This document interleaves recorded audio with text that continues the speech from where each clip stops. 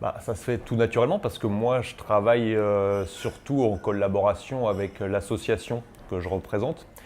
C'est l'Observatoire zététique qui est basé ici à Grenoble.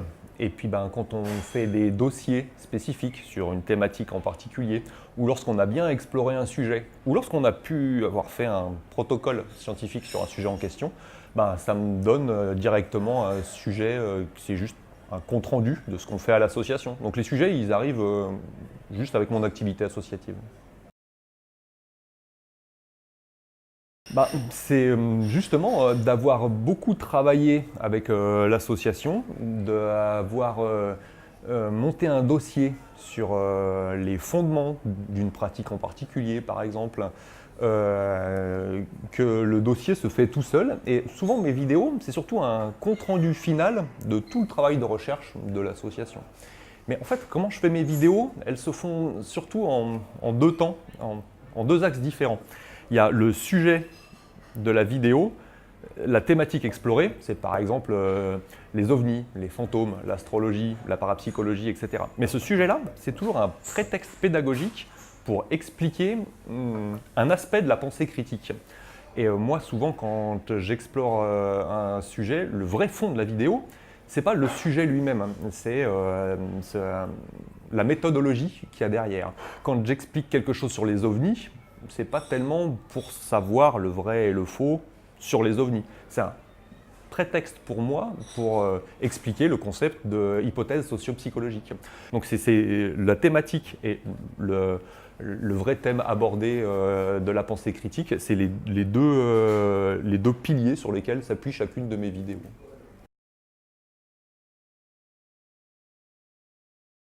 Non, ça m'est jamais arrivé. Moi, il se trouve que j'ai été pendant presque une dizaine d'années enseignant en physique au lycée. Et sur le tas, j'ai appris comment communiquer de l'information à un public. Mais de la médiation scientifique ou de l'éducation populaire comme je fais en vidéo, non, ça ne s'apprend pas. Je me suis renseigné sur le sujet, oui, bien sûr, mais juste avec d'autres vidéastes. Et puis je suis tombé dans tous les écueils dans lesquels tombent des débutants. Et puis maintenant, c'est un sujet qui me passionne et le côté pédagogique et de bonne transmission de l'information, c'est vraiment un sujet que j'aime bien, mais j'ai jamais eu de formation sur le sujet.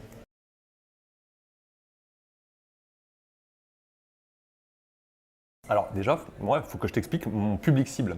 Mon public cible, c'est pas juste un spectateur lambda random tiré dans la population. Moi, j'ai un public cible qui est très restreint, très petit. Moi, quand j'écris une vidéo, je m'adresse déjà à la communauté sceptique.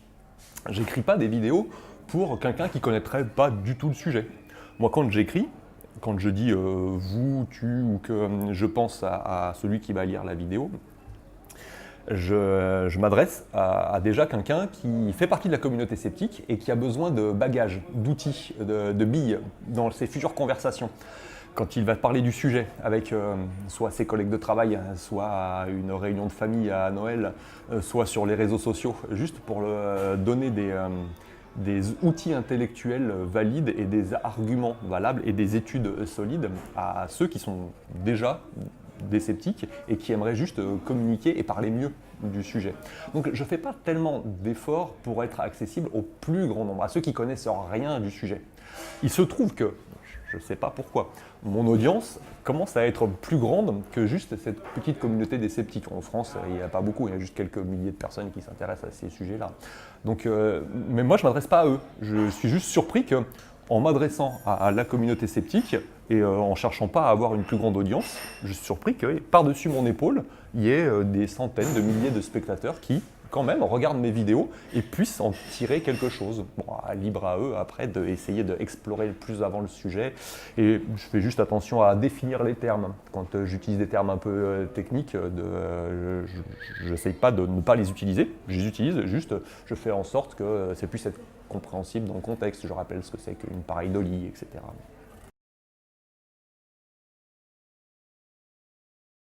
moi, je vise un public qui est assez restreint. Je ne m'adresse pas aux tenants en particulier.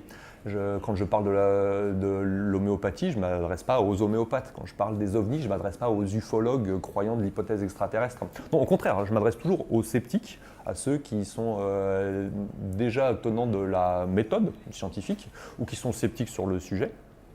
Je sais que j'ai une autre part d'audience où il y a des tenants qui regardent, qui commentent mes vidéos et qui discutent avec moi sur les réseaux sociaux. Mais quand j'écris une vidéo, je ne m'adresse pas spécifiquement à eux. Je m'adresse aux sceptiques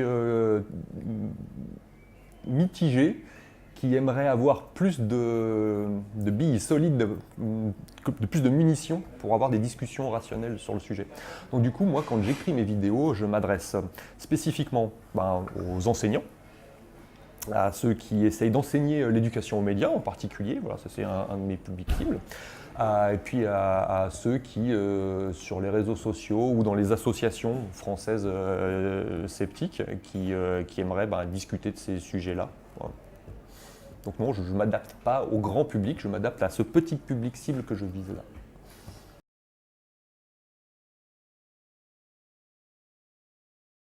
Moi, je n'utilise pas beaucoup de termes techniques parce que moi, je ne fais pas de la vulgarisation de biologie moléculaire, je ne fais pas de vulgarisation de physique quantique. Moi, il n'y a pas de termes particulièrement techniques ou d'acronymes compliqués que j'ai à utiliser.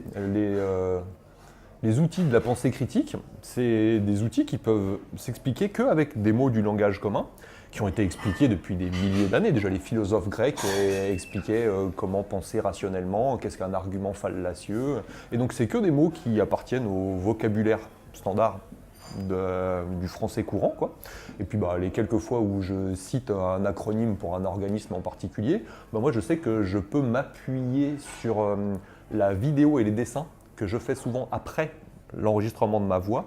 Donc du coup, je sais qu'il y a des termes que je peux utiliser dans ma voix sans avoir à les définir, parce que juste pendant quelques secondes, je peux faire afficher sur l'écran la définition, l'acronyme, le mot en entier, une précision ou une illustration qui enlève une ambiguïté. Je m'appuie sur le futur graphisme de la vidéo pour lever toutes les ambiguïtés qu'il pourrait y avoir dans le flux du texte de ma voix.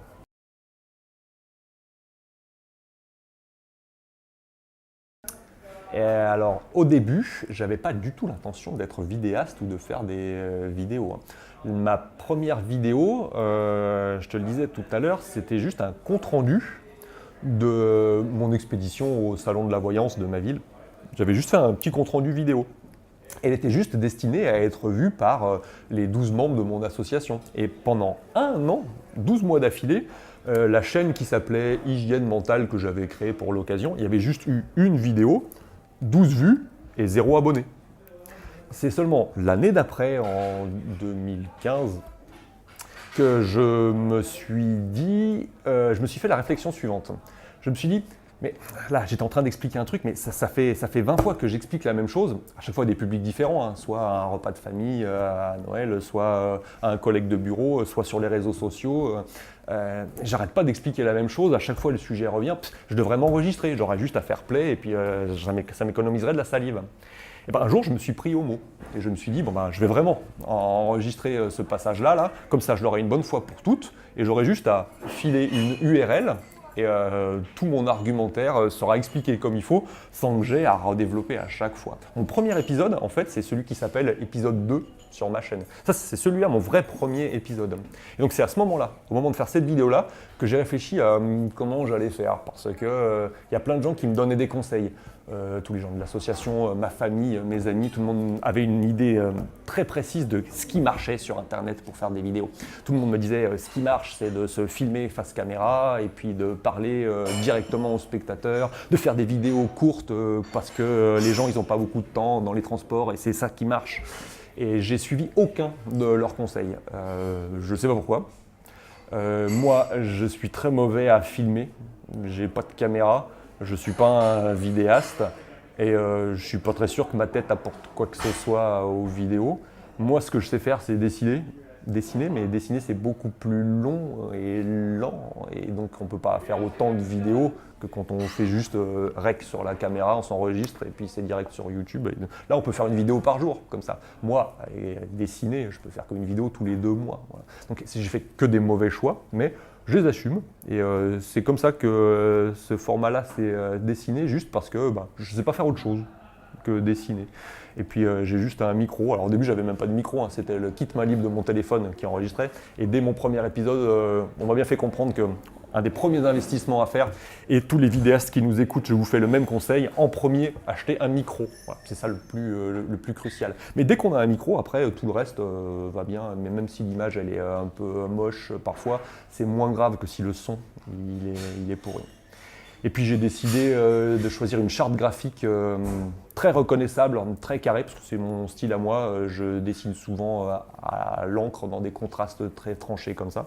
J'avais déjà fait quelques projets de bande dessinée avec ce style graphique un peu là. Et donc je l'ai juste conservé. Et maintenant je le cultive, parce que c'est ça qui fait la marque de la chaîne. Des silhouettes noires sur fond blanc, des textes très tranchés et des animations simples. Et le mot-clé de ma charte graphique, c'est épuré. Même le son, je ne parle pas sur un fond de musique. Par exemple, il y a juste ma voix qui est pure. Et quand je fais des dessins, souvent c'est très simple, pas de fioritures, pas de trucs pour enjoliver les dessins. Souvent c'est brut de décoffrage. Voilà, c'est ce qui me ressemble un peu.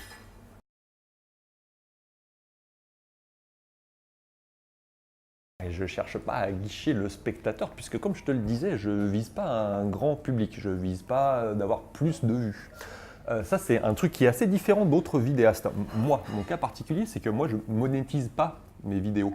C'est-à-dire que moi, qu'il y ait 100 vues ou qu'il y en ait 100 000, pour moi, ça ne change pas grand-chose. Ça me fait plaisir qu'il y ait des gens qui regardent mes vidéos, mais ce n'est pas un revenu, ce n'est pas un salaire. Moi, j'ai un métier à côté. C'est pour ça que je ne fais pas beaucoup de vidéos. C'est parce que moi, je crée mes vidéos seulement le soir ou les week-ends ou quand j'ai le temps sur mes temps libres, quoi. Et du coup, ne pas être soumis aux chiffres du nombre de vues, ça change tout. Et du coup, je n'ai pas de raison d'utiliser des artifices sur les vignettes aguicheuses ou sur les titres qui sont un petit peu trompeurs, juste pour augmenter la visibilité de ma vidéo. Moi, ma vidéo, au contraire, je ne veux pas qu'elle soit visible dans certains milieux. Je veux qu'elle reste confinée dans certains milieux, plutôt le milieu sceptique. Je n'ai pas envie d'aller bousculer les tenants de leur pratique. Quand je parle de parapsychologie, par exemple, je n'ai pas envie juste de les mettre mal à l'aise ou de bousculer leur pratique à eux. Moi, je m'adresse qu'aux sceptiques pour qu'on puisse en discuter ensemble. Donc, il y a des sphères dans lesquelles je n'ai pas envie que ma vidéo se répande en particulier. Donc du coup, les côtés aguicheurs des vignettes ou des titres ou toutes les petites techniques putaclic comme celle-là, non seulement je n'ai pas d'intérêt à le faire, puisque moi, ce n'est pas les vues qui m'intéressent, mais en plus, il faut même que j'y réfléchisse pour que ça puisse toucher le public que j'ai envie de toucher. Les enseignants, les formateurs, la communauté sceptique. Voilà.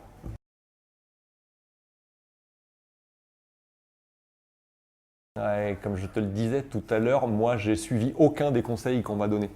Il y a beaucoup de gens qui m'ont dit, si tu veux faire des vidéos sur Internet pour que ça marche, les toutes premières secondes sont cruciales. Il faut que tu arrives à accrocher le spectateur et à donner tout de suite la thématique de ce dont tu veux. Moi, je commence mes vidéos avec juste une composition de ma vignette qui s'agence petit à petit en animation sur une musique de Zeul, souvent arrache les oreilles de mes spectateurs. Ça fait une sorte de tri. Ceux qui arrivent à survivre à mes débuts de vidéo, c'est qu'ils sont prêts à regarder la suite. Et tous ceux qui sont pas prêts, ils arrêtent avant la fin. Et moi, je regarde beaucoup les statistiques des vidéos, car sur la plateforme de YouTube, les créateurs, ils ont accès à plein de statistiques que les spectateurs ne sont pas au courant, ils ne peuvent pas voir ça. Moi, je trouve ça fascinant. Je suis toujours là à regarder les petits chiffres, et en particulier, on peut voir la fidélisation de l'audience au cours de la vidéo, et on peut voir que sur tant de vues, il y a tant de personnes qui ont regardé seulement les 5 premières secondes, tant de personnes qui sont arrêtées au bout d'1 minute, et puis voir les moments où ça monte, les moments où ça descend, et ça permet de repérer les moments qui ont accroché, les moments où les gens ont été perdus. Ça, c'est que des statistiques qui sont vraiment très précieuses pour moi.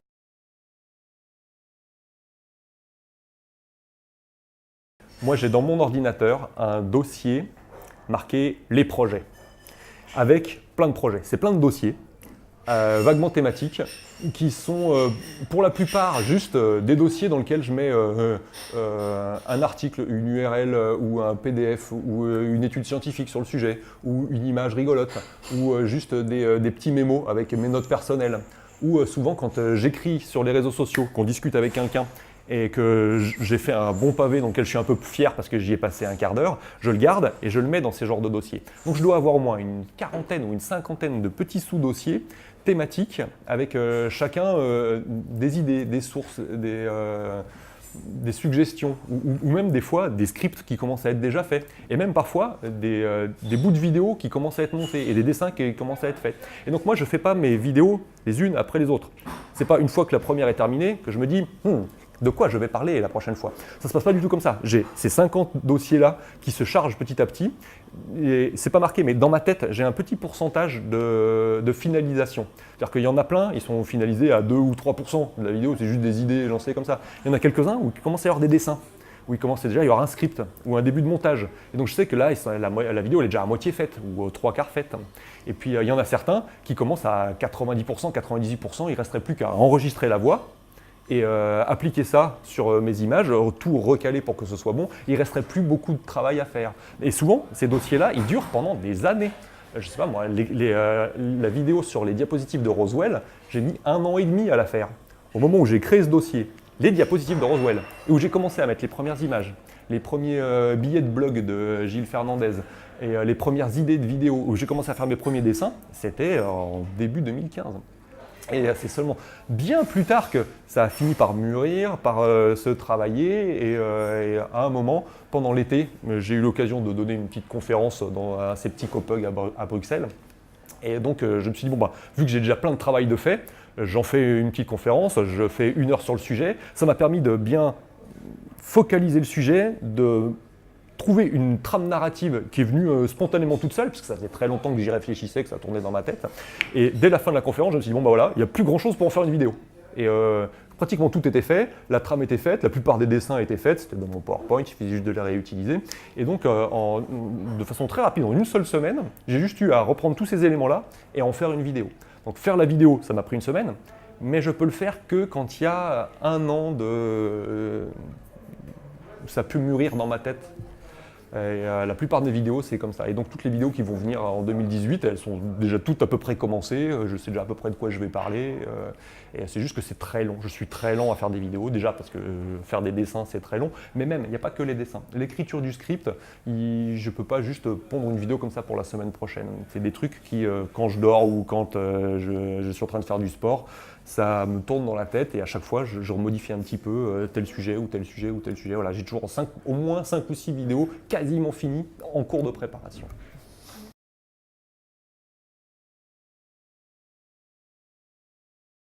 Je ne sais pas si c'est plus important aujourd'hui d'avoir ces outils-là, parce que en fait, la désinformation et les trucs faux sur Internet, il y en a toujours eu dans notre histoire d'aussi loin que remontent les journaux ou les médias.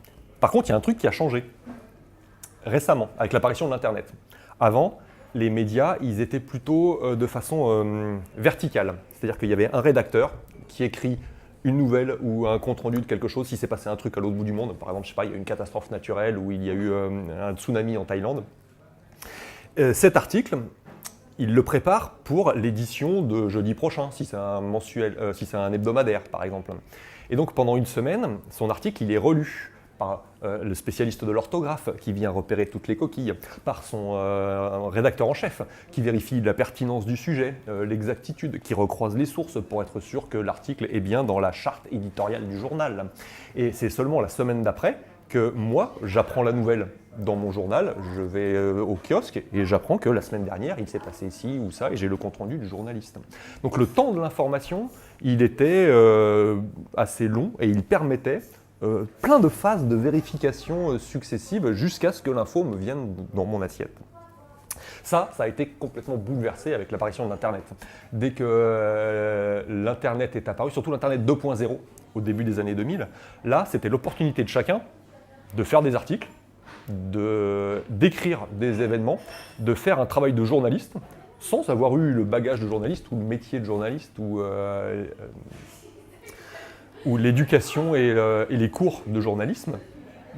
Et du coup, à partir de ce moment-là, n'importe qui peut faire un article de journal et décrire des trucs. Et ce qui me vient moi dans mon assiette, c'est pas forcément écrit par un journal. Et il n'y a pas forcément cette phase de vérification. Et surtout, le temps de l'information, il s'est drastiquement réduit. Aujourd'hui, s'il y a un tsunami en Thaïlande, instantanément, tout le monde a des smartphones dans la poche, enregistre l'événement en temps réel, le met en live sur Twitter, sur Facebook, et toute la planète peut être au courant dans la seconde. Donc le temps de vérification de l'information, il est beaucoup réduit. Parce que si jamais c'était juste une méprise, ou une erreur, ou juste une volonté de désinformer pour je sais quelle raison, eh ben, il n'y a plus aucun filtre. Et donc du coup, moi, aujourd'hui, ce qui m'arrive sur mes réseaux sociaux, c'est des articles de journalistes écrits par des journalistes professionnels, mélangés avec une tonne d'informations qui est juste écrit par toi, moi, n'importe qui. Ça, c'est des médias qu'on appelle horizontaux. Et ça, c'est pas mal, hein. Moi, j'aime bien que ça se passe comme ça. Je trouve que les médias horizontaux, c'est vraiment une avancée pour la population. C'est l'opportunité à chaque citoyen d'avoir la parole et de pouvoir donner son opinion à lui. Et d'être entendu en plus, parce que n'importe quel blogueur, c'est facile d'avoir un blog, hein, en 1 minute, on s'inscrit, on a un blog et on peut avoir une interface qui est pro, clean, qui ressemble beaucoup à l'interface d'un journal, mais derrière lequel il peut y avoir juste un type qui n'est pas du tout journaliste, qui écrit juste son opinion personnelle et ses préjugés à lui, quoi. Mais moi je trouve ça quand même bien qu'on puisse s'exprimer et avoir une audience, parce que même avec un tweet, on peut très bien avoir 1 million de vues dans l'heure, sans être quelqu'un en particulier, sans être un journaliste, un homme politique ou quelqu'un d'important ou une star, quoi. Mais par contre, le revers de la médaille, c'est que moi, en tant que juste lecteur, que citoyen, il faut juste que je sois au courant de ça. Qu'il y ait des articles qui étaient réfléchis, triés, filtrés, corrigés, et puis qu'il y a des infos qui sont juste écrites spontanément, qui sont des opinions. Voilà. Et donc, ces nouveaux médias horizontaux, là, je trouve qu'il y a plein d'avantages qu'il faut conserver. Par contre, pour pallier aux inconvénients, ce qui nous manque, c'est une certaine éducation aux médias. Il faut que la population soit capable de faire le tri entre les deux, d'essayer d'avoir des moyens de se faire une opinion sur ce qui est vrai, ce qui est faux, ce qui est pertinent et ce qui est juste superflu. Et ça, c'est pas facile et c'est pas intuitif. Et tous les quarantenaires de ma génération ou même les plus vieux, on n'a pas du tout été formés à ça. On n'est pas né dans l'univers numérique, pas comme les enfants d'aujourd'hui. Celui qui a 10 ans aujourd'hui, il est né dedans et il finit bien par voir comment ça se passe, quoi. Alors que moi, dans tout le début de ma vie, j'ai eu que des informations qui avaient déjà été filtrées, triées et vérifiées. Et là, tout d'un coup, j'ai 1 million d'informations qui sont mélangées avec les informations des journalistes. Et ben ça s'apprend de faire le tri. C'est ça l'éducation aux médias. Et donc la priorité, c'est même, pour pouvoir faire de l'éducation aux médias sur toute la population, de former des formateurs. Et donc il faut arriver à former les enseignants, former les profs, et puis arriver à donner des cours d'éducation aux médias. Ça m'a l'air d'être la priorité pour que ça se passe un peu mieux que le bordel ambiant que nous avons aujourd'hui.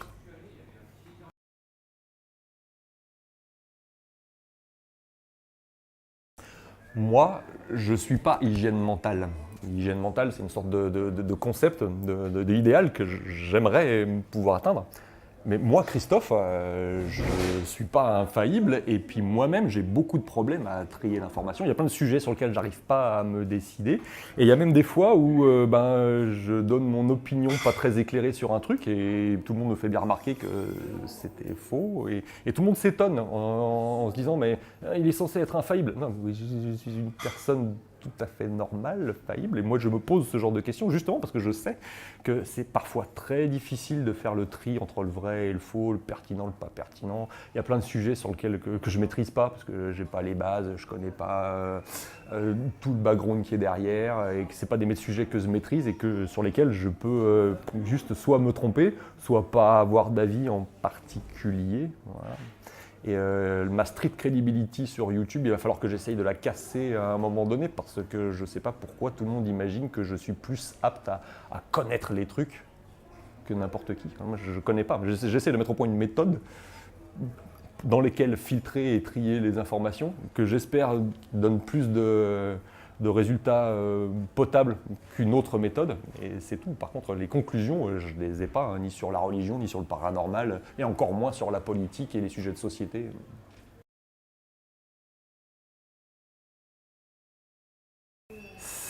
Si je donne mon point de vue, j'essaye de faire en sorte que ce soit clair, que moi je donne le point de vue du sceptique. Je suis athée et je ne crois pas aux phénomènes paranormaux, je ne crois pas à l'existence des anges ou des fantômes. Donc c'est quand même donner mon point de vue. Donc c'est pas complètement neutre.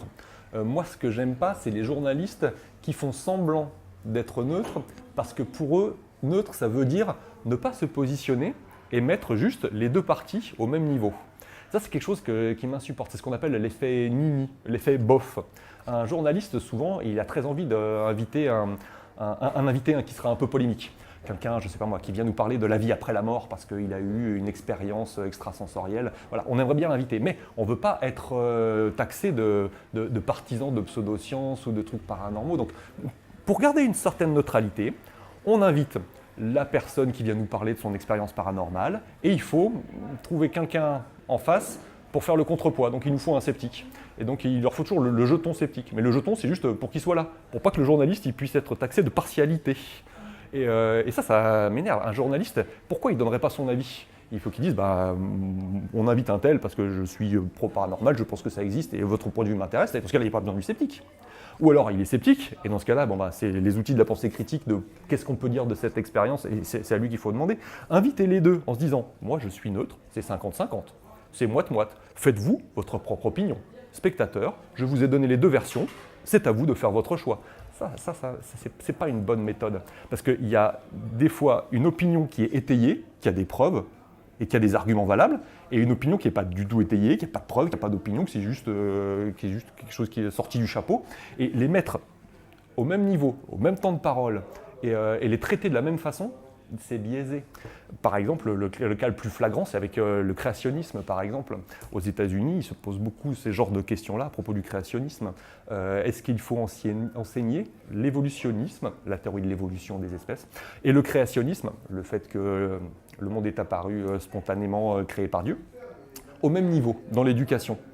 Eh ben, l'éducation nationale et les profs et les médias et une bonne partie de la population aimeraient que les deux soient présentés au même niveau, 50-50, afin que les élèves, un petit gamin de 7 ans qui ne connaît rien, puisse faire son propre choix, éclairé et choisir comme il le veut. Ouais, sauf que des deux côtés, il y en a une, c'est juste une idée sortie comme ça nulle part qui n'est pas étayée par une preuve, et de l'autre, il y a des centaines et des centaines d'articles, d'études scientifiques qui étayent cette théorie-là, et les mettre sur le même niveau, en disant « oh, moite-moite, 50-50, c'est biaisé ». Ouais, c'est la peur d'influencer, je la comprends, mais quand il y a une idée complètement farfelue et bullshit, pas soutenue par des preuves, et une idée qui a vraiment des preuves très étayées et très solides, juste dire je vous donne les deux, faites votre propre choix, 50-50, moite-moite, c'est pas vraiment ne pas vouloir guider, c'est déjà les guider à 50% vers la théorie qui ne tient pas la route, quoi. Voilà. Quand les deux hypothèses ne sont pas équivalentes, elles ne devraient pas avoir un traitement médiatique équivalent.